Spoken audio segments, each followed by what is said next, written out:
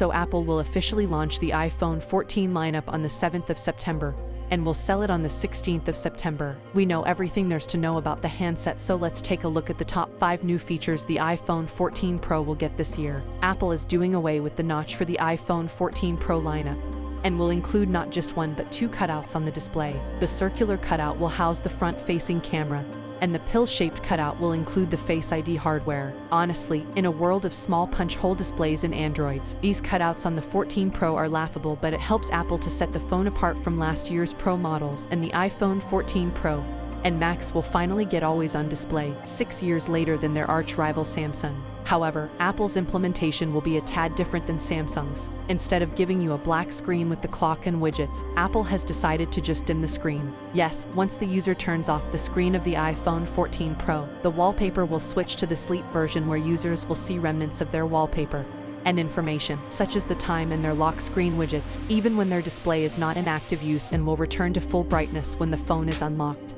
But how this affects the battery life and screen burn-in remains to be seen, though. Speaking of always-on display, the iPhone 14 Pro will have 120Hz displays, which is nothing new, but what's new is the LTPO panel. Unlike the iPhone 13 Pro, which has a variable refresh rate that varies between 10Hz and 120Hz depending on what you're doing on the phone, the iPhone 14 Pro will go all the way down to just 1Hz, thereby saving crucial battery life when the phone doesn't need to display more than 1Hz, such as when viewing still images and while on the always-on display. The front camera of the iPhone 14 Pro will get 2 big upgrades. The first one is a bigger aperture, bumping from f/2.2 to f/1.9. This has 2 benefits: a shallower depth of field, which would make the photos as well as the videos much more pleasing to the eyes, and B, it results in the sensors capturing more light, which should result in better low-light photos. The second big upgrade is the autofocus, which would result in sharper images across a range of distances. But this isn't something new in smartphones. Samsung introduced autofocus on selfie cameras with the Galaxy S8 5 years ago, back in 2017.